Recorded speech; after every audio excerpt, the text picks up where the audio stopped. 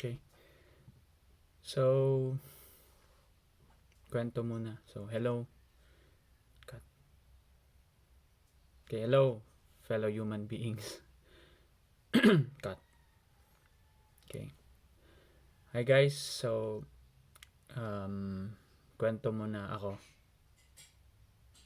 Updates din sa channel. So, recently I had a long conversation with my mom discussing about a certain topic. We talked about karma, good and bad karma. So in Bisaya, it's called gaba, and I think the Tagalog translation is ano, sumpa. I think if it's bad, and I'm not really sure ano yung good karma. So swerte siguro or something. I'm not sure, but nandun sa realm na yun, karma in general, karma, good and bad, good bad karma. Siguro just a bit of context. Some of you already know na my mom is a deist. By definition, she is a deist. She doesn't know what she is, but I think she is a deist.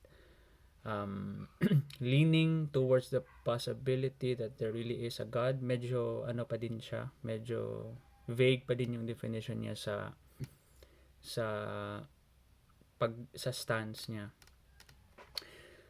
Um, I think I think na-experience nyo na din to, yung napagdaanan ng mama ko, yung mga atheist na nakikinig. Kasi yung transition talaga, 'di ba, from believing that there is a God to switching to, no, not switching, but to being not convinced anymore that there is, mahirap talaga. Nakakatakot, and I think isa si mom na nahihirapan sa transition. Most probably is wala siyang resources. Hindi siya nagre-research. She's just getting information from me, and she's just weighing things out on her own. So, mahihirapan ka talaga. Unlike me na palatanong talaga, nagsi-search talaga sa internet and nagbabasa ng mga articles and nakikinig ng mga debates. I don't think mom has that luxury or has that energy to search. So, mahihirapan ka. So, nandun siya sa parang limbo. But by definition, I think she's a deist. Context din, she's a believer dati, strong believer. She's parang yung religion niya is Seventh-day Adventist.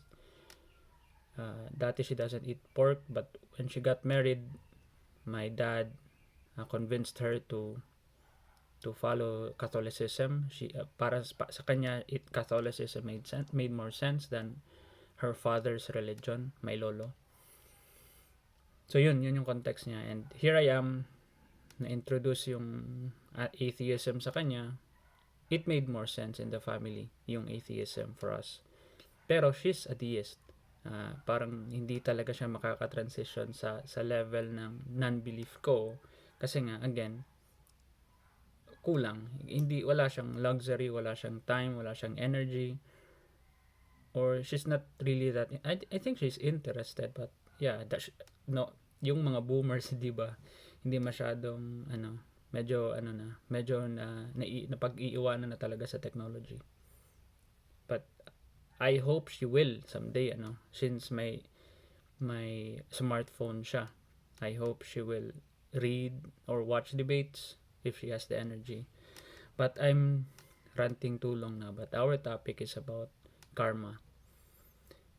And so she believes in karma. She believes na there's something out there, a force or someone na nakikinig sa mga wishes niya. It's either good or bad. So if she wishes someone, if she wishes bad for someone, it will happen eventually. And if she wishes good for herself, it will happen eventually. So mataas na exchange yun ang nangyari kasi very vague siya. So when I asked her about, okay, anong definition ng mo? Anong definition ng karma or ng bad karma. For example, if you wish someone ill, will it happen eventually? How long will it happen? Is it like a magic, or is it like nangyayari talaga na in reality? So it's really vague sa point na sinabi niya na it's a combination of magic and coincidence. So it's really vague. So for someone like me who just really wants to understand and wants to like believe what she believes, mahihirapang sumabay na maniwala din sa pinaniniwalaan niya kasi very vague. When you are an atheist kasi, or in general, when you are a thinking person, or you're a logical or reasonable person, as much as possible, you want to believe in things that you fully understand, or at least you can confidently say na totoo siya. It feels like totoo because I personally have experiences nang sa kanya. Binigay ko nga an example sa kanya na dati when I go to church and then wish for something that's really highly unlikely that will happen, nangyayari. And for example, when I went to church and I really badly want to have like a Game Boy Advance at that time. It was really expensive at that time, and my mom and dad can't afford it. They can't even afford a decent branded shirt for me. How much more that kind of stuff? So, yun yung winish ko. And lo and behold, suddenly may tumawag sa akin na tita and asked me ano daw gusto ko, PSP ba or Nintendo DS. And at that time, it was really, I'm 33 years old. So, at that time, it was really expensive. So, since parang na-shock ako, and PSP is really way above what I expected, it's the level that's close to impossibility. And then, yun, in-offer pa sa akin. So, hindi, parang na ako, na overwhelmed. So, sabi ko, Nintendo DS, even though I really wanted PSP. But parang sobra na. So, I said, Nintendo DS. Even though, at the back of my mind, okay lang na Game Boy Advance. Yung Game Boy Color. So, I gave that as an example to my mom na, Mom, may mga karma din naman sa akin. I personally have encountered what you've encountered. I personally experienced those. And then na-mention ko din na when I wish ill for someone na who was cruel to me and who was really bad at me, look at what happened to them. They are suffering now. They are doing bad now. Not all, but a lot of my enemies are not really doing really good. That was me wishing ill to someone when I was at a younger age. So, binigay ko sa an example. Marami kasi siyang binigyan ko din siya. But ano yung conclusion ko? Was it magic na may nakikinig na entity or someone or a God who arranged the universe para ma-realize yung mga wishes ko? Or things just happen? So, yun yung parang naging flow ng conversation namin. It's just an exchange. It's just me trying to empathize with my mom and trying to relate things to her na, Mom, yeah, you have those experiences, but I have those as well. Iba lang yung conclusion natin. You concluded na may nakikinig, and that's okay. You can believe that na may nakikinig sa mga wishes mo, may parang magic, and at the same time, coincidence. But me, in my perspective, dati yun din yung thinking ko. I thought na may mga weird stuff na is happening and someone is really listening to my wishes. But now that I've read a lot of stories, books, novels, movies, heard stories from other people, I can confidently say na it's not someone that's watching over me. Things just happen. Things happen all the time. Kasi marami namang kriminal na pumapatay ng tao and wala talaga hindi talaga nila na answer ang crimes nila. They just died. and without even facing the consequences here on earth. Sabi ni mama, ano daw, eventually there's um, the fact that they died is the consequences of those actions. No, I said no, kasi it's unfair. I mean, sa worldview ko lang, ano, it's unfair kasi if you suffered, if you made someone suffer, you need to suffer yourself. Kaya nga may justice system tayo, kaya nga ini-imprison natin yung tao para mapagdaanan niya yung, para may justice, di ba? But a lot of people that are really rich, nababypass nila yun, and they just died without suffering anything, without having to lift a finger, or without having to to bleed or to sweat. So there are instances that are like that. There are examples. We can read history na may mga taong hindi na walang justice. And then there are also good people that are doing really good from start to finish, that are consistent with them being good, but all bad things always happen to them. For example, yung batang naka-escape sa dungeon ng parents niya for 16 years, I think. So dun siya nilagay, and she was raped by her captor. Parents pa nga, I think, niya, yung papa niya. So what's the karma there? Why is she suffering for many years while she is innocent? So anong parang bad, why did a bad karma happen to her when she didn't do anything bad at all? So yun, I gave that as an example. So I just said na, mom, things just happen. Good people will do good, pero mamamatay talaga sila, marerape talaga sila, mananakawan, mamatayan ng family members, because things happen all the time. What is guaranteed is, if you do good, there's a big chance that a good thing will come back. But not a guarantee that good things will really come back at you. It's just a probability na, yeah, if you do good, like for example, so work, if you work hard, then obviously you will, di ba, may reward sa you at the end of the day. Sorry, let me just pause, there's noise. So things happen, good and bad things happen to you. So for example, ginawa ko pa nga example to, um what if you really want that person to be hurt, and then after, kasi galit ka sa kanya, normal na you wish ill for someone, right? It's bad, but it's normal. It's a human emotion. So what if you wished bad for someone, and then her daughters died?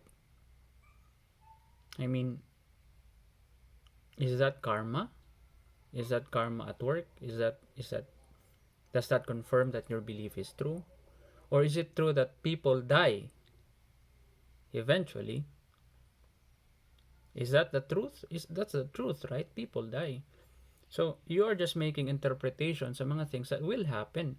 Like for me, my parents will die. My wife will die. Everyone around me will die. And does that mean that there's someone that really hates me, who wishes me to suffer? We will suffer someday. We will experience kinds of suffering one day. Parents will die. Your dog will die. Your cat will die. Things happen. It doesn't mean na nakarma na ako kasi may ginawa ako nung 8 years old ako. Ito na yung resulta ng karma ko. That's nonsense. So you're just making interpretation to things na wala namang any kind of interpretation you can make. It's just that things happen. And again, it's true that when you do good, there's a chance that good things will come back at you, but not always. There's a good chance that if you murder someone, you will go to prison. It's highly likely, especially now. But hindi kasi ganoon kasimple. There are nuances. There are people that can murder without hindi napapunish. Kasi magaling sila. Magaling silang magtago. Magaling silang magtago ng evidence. May ano sila, may kapit sila sa police. They are powerful. They are very influential. So, mahirap. So, again, it doesn't follow. There's no such thing as karma, ma'am. There are only things that will happen all day, every day.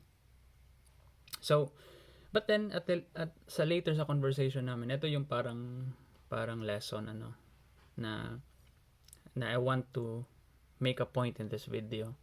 Kasi sabi niya, nak, pero during that time, nak, na I was really down and my family was talking shit at me, it helped baya, sabi niya. Nakatulong yung paniniwala ko na totoo ang karma, na totoo ang bad karma. Kasi when I was down and I was really hoping na mag-i-improve yung life ko, and I was really hoping na their lives will be miserable because of how they treated me, it seemed to happen, and it made me feel that I was able to survive that very dark time of my life, sabi niya. So yun yung ending ng conversation na, ma'am, I didn't say that karma, believing in karma, is not useful. That wasn't our conversation. Our conversation is whether karma is true or not. So the moral or the moral of the story is you can believe in shit that aren't real but are helpful. For example, religion. So in my videos I didn't you don't hear me say that religion is useless. I just say that a lot of things religion claim is false. There are a lot.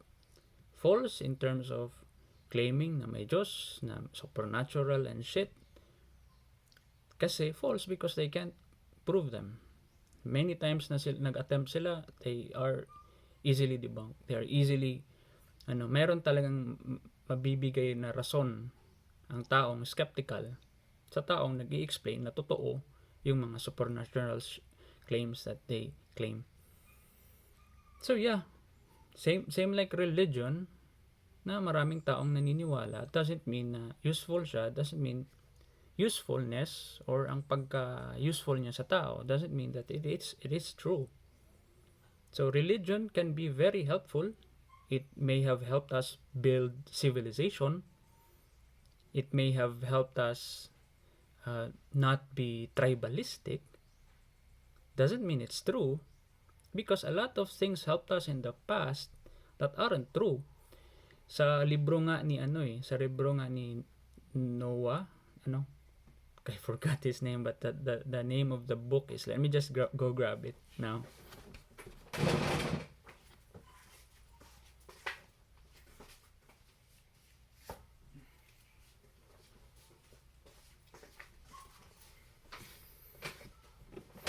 Ito yung book, wala nang cover, sorry. Yeah, na-destroy ng aso namin. But it's Sapiens by Yuval Noah Harari. So yan. So it's Sapiens. Sabi niya doon is isa daw sa unique distinction ng humans versus the other animals, other species, is our ability to create fiction. So it really stuck me, kasi may mga binigay siyang example sa book how we are unique. We are not unique because this and that, but because we have the ability to create fiction daw. Sabi niya, are there animals na pag sinabihan mo na, not sinabihan, but if you communicated in their own language na there is a lion, or no, there is like a monster in there, will they believe you? Sorry, nakalimutan ko na, but parang ganun yung context, parang ganun yung story niya, na we humans have the ability to create fiction, na gumagawa daw tayo ng kwento, and that's the reason why instead of us being tribal, being stick lang tayo sa sa mga kadugo natin, we expanded. Kasi suddenly naniniwala tayo na, for example, doon sa forest na, for example, just think very very far in the past. Imagine something na nakabahag pa lang tayo, na may mga sticks and stones tayo, and then marunong na tayong mag-communicate. Poor pa yung language natin, but we can communicate, for example. And then we created something na may multo dyan sa forest, may dragon, may malaking animal na may 7 mata and may sungay and may pakpak, and if he just stares at you, you will die. And it's a useful fiction, even though it's not real. It's a useful fiction for the tribe to not really go deeper into the forest. They believe that they created totems as a symbol na naniniwala sila sa monster na yun. Eventually, there will be other tribes that will believe that there are monsters in the forest. So in a way, parang, hey, Brad, same tayo ng belief. Let's unite para ma-combat natin yung monster na nandoon sa forest. Something like that. It's just a fictional story that I made, but I can imagine something happening like that, na since we have the ability to create fiction, suddenly, even yung mga hindi natin kadago, nagiging peer na natin, nagiging parte na siya ng family natin. Just like religion, di ba? Even if you're not white, suddenly, you're brothers and sisters with white people kasi nga Christians kayo.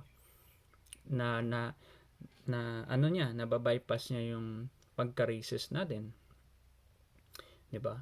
So, ganun yung nagagawa ng believing in things that may or may not be true. Na pwede pala tayong pagbuklo rin. Sorry, I'm really poor with Tagalog. So, yun.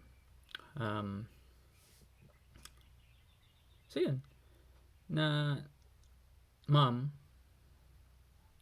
if you're listening, I know you are. I know na napag-usapan na natin na things can be useful. Doesn't mean that they're true. Another example, let's say you are in love with your boyfriend, right? You think that your boyfriend loves you very much.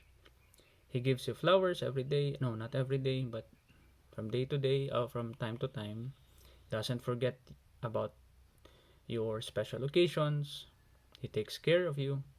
And because of that love, you wake up every day, hindi ka na masyadong depressed, nagpaganda ka sa sarili mo, you perform better at work kasi inspired ka, and all the good stuff, na-promote ka, because you believe that your relationship is true. But alam naman natin na may mga stories na may ganun ka romantic na husband or partner, pero matagal na palang nag-cheat. Start pa lang pala ng relationship nila, nag-cheat na pala yung husband. Magaling lang mangbola. Magaling lang mag-maintain ng relationship na false. So you believed in a lie. You as a girl, you believed in a lie. That lie turned you into a better person. Your relationship was useful, but it was based on a lie. And that's the point. There are things that are false that are useful. But what I'm trying to say is, iba kasi yung if we discuss whether something is true or not, dun lang talaga yung realm namin, dun lang talaga yung discussion namin, whether it's true or not. If ang debate is whether this is useful, then we both probably agree, theist. So if our debate is religion useful, is believing in God useful, it was useful before. I think it's still useful now. I think a lot of atheists don't think anymore na useful pa din siya, kasi sabi nila, we are in the age of information. We no longer want to believe in things. We want to know things kasi accessible na ang information. I agree with that as well.